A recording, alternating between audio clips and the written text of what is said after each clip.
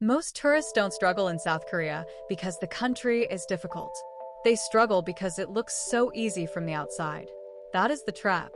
South Korea feels clean, safe, efficient, modern, and incredibly organized. The trains work. The cafes are everywhere. Seoul feels futuristic. The food looks amazing. The convenience stores feel like tiny survival stations. And because everything looks so polished, tourists assume the trip will run on autopilot. Then they arrive and realize Korea has a rhythm, a social code, and a level of speed they were not prepared for. There are 7 mistakes tourists make in South Korea, and they usually fall into 3 categories. They underestimate how fast the country moves, they misread social etiquette, and they plan the trip around aesthetics instead of how Korea actually works. And the funny thing is that most mistakes in Korea are not dangerous. South Korea is considered a very safe country for most visitors, with violent crime and crimes against property described as rare by US travel guidance. But safe does not mean frictionless. The first mistake is treating Seoul like a simple city break. Seoul is not difficult, but it is intense. It is huge, dense, layered, fast, stylish, and constantly moving. Tourists see palaces, cafes, street food, skincare shops, nightlife, K-pop stores, markets, and mountain views, and they think they can just wander through it casually. But Seoul rewards people who understand neighborhoods. Hongdae is not Gangnam. Gangnam is not Insadong. Insadong is not Seongsu. Seongsu is not Myeongdong. And Myeongdong is definitely not the whole city. If you understand Seoul, the trip starts making sense. You build days around areas instead of bouncing across the city every few hours.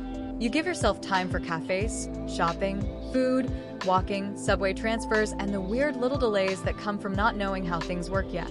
But if you don't understand it, Seoul becomes exhausting. You spend the day underground, transferring between stations, walking through mega complexes, chasing viral spots, and wondering why a city that looked so easy online suddenly feels like a machine you don't know how to operate. The second mistake is assuming Korea is Japan with different food. This happens constantly. Tourists build one mental category called East Asia and then get surprised when Korea has its own rhythm. Korea can feel more direct, faster, louder in certain nightlife areas, more digital, more trend-driven, and more socially compressed than people expect. If you understand that, Korea becomes fascinating on its own terms. If you don't, you spend the trip comparing everything to Tokyo or Kyoto and missing what makes Seoul, Busan, Jeju, Gyeongju, and the rest of the country feel different. This matters because Korea is not trying to be a quiet postcard. It is often about energy. Food markets are busy. Subway stations are fast. Cafes can feel like design experiments. Beauty districts move quickly. Restaurants may expect you to order, eat, and leave faster than you imagined. The country can be deeply traditional and extremely modern at the same time, but it does not always slow down to explain itself. The third mistake is misreading etiquette as coldness. South Korea is not usually unfriendly, but it can feel less casually warm than some travelers expect. People may not smile at strangers for no reason. Staff may be efficient instead of chatty. Public transport can feel quiet and structured. People usually keep to themselves. If you understand that, Korea starts feeling respectful and easy. If you don't, you may misread normal public behavior as rude or distant.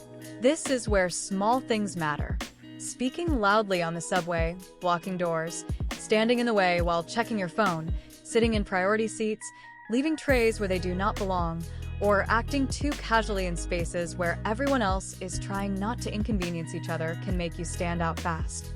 The rule is not complicated. Korea works better when you pay attention to the people around you. Not in a dramatic way. Just enough to avoid becoming the loudest person in a very organized room. The fourth mistake is thinking English will carry the whole trip. In Seoul's most tourist-heavy areas, you can usually manage. Hotels, airports, major attractions, and popular districts are generally workable for foreigners. But once you get into smaller restaurants, local neighborhoods, regional bus terminals, traditional markets, or less touristy cities, English becomes less reliable. If you know this before you go, it is not a problem. You use translation apps, save addresses in Korean, check menus ahead of time, and build a little patience into the day. If you don't know this, simple moments become weirdly stressful. Ordering food, finding the right exit, using a bus outside Seoul, explaining a destination to a taxi driver, or understanding whether a restaurant expects kiosk ordering can suddenly feel more complicated than it should. Korea is extremely modern, but modern does not always mean English speaking. That is the part many tourists miss. The first 4 mistakes are about reading Korea correctly. The next 2 are about protecting the trip from the pressure that Korean efficiency creates.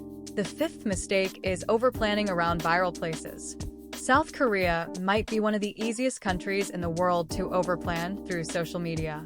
A cafe goes viral. A street goes viral. A skincare store goes viral. A food market goes viral. A photo booth goes viral. Suddenly, the whole trip becomes a hunt for places that looked perfect in a 30-second clip. And the problem is not that those places are fake. Some are genuinely great. The problem is that Korea changes fast, and viral attention can turn a normal place into a line, a crowd, or a disappointment almost overnight. If you understand this, viral spots become optional, not the backbone of the trip. You use them as ideas, but you leave room for neighborhoods to surprise you. If you don't, you spend half your vacation chasing someone else's algorithm through Seoul.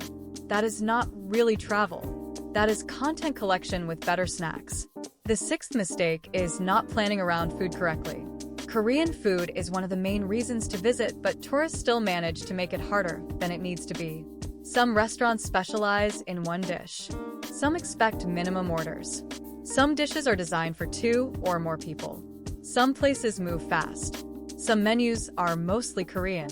Some restaurants may feel intimidating if you arrive at the busiest hour with no idea what to order. If you understand this, food becomes one of the best parts of the trip. If you don't, you end up eating only convenience store food, tourist street snacks, and the same safe meals over and over. The real trick is not being fearless. It is being prepared enough to relax. Save a few restaurant names. Learn what dishes you actually want. Understand that barbecue, stews, street food, market food, cafes, and convenience stores are all different parts of the experience. And don't assume every good meal will be effortless just because Korea is famous for food. The best meals often happen when you know just enough to stop being nervous. The 7th mistake is ignoring the regional trip. A lot of tourists treat South Korea like Seoul plus maybe a quick day trip. And Seoul is absolutely worth the focus. But South Korea is not only Seoul. Busan feels coastal, looser, and more open. Gyeongju gives you history in a way Seoul does not. Jeju is a completely different rhythm. Sokcho, Gangnam, Anong, Gyeongju, and smaller cities can show a version of Korea that feels less compressed and less trend-driven. If you understand that, Korea becomes deeper. You choose whether this trip is a Seoul-first trip, a city and coast trip, a food and history trip, or a Seoul plus Jeju trip. If you don't, you may come home thinking Korea was just shopping, cafes, palaces, and subway rides, when really you only experienced the fastest version of the country. So, here's the real framework. If you want maximum energy, Seoul can easily fill most of your trip, but build days around neighborhoods instead of chasing the whole city at once. If you want a softer contrast, add Busan or Gyeongju instead of adding more Seoul districts you won't remember clearly. If you want nature and island scenery, Jeju can work, but it needs real time and often a different planning style. If you care about food, learn the basics before you arrive so meals become exciting instead of stressful. And if you care about comfort, don't confuse Korea's efficiency with simplicity. The truth about South Korea is that tourists don't usually fail because the country is unsafe or chaotic. They fail because it is so efficient that they assume it will explain itself. Korea does not punish you dramatically. It punishes you quietly. One subway day that becomes too long, one restaurant you were too nervous to enter, one viral cafe that was not worth the line, one city you rushed through without understanding its rhythm. And the difference between a trip that feels polished but shallow and a trip that actually stays with you is usually how quickly you stop chasing Korea and start learning how to move with it. Thanks for watching. If you found this useful, smash that like button and subscribe to When to Travel. We're all about helping you make smarter travel decisions. Turn on notifications so you don't miss the next one. And hey, if you think your friends need this, share it.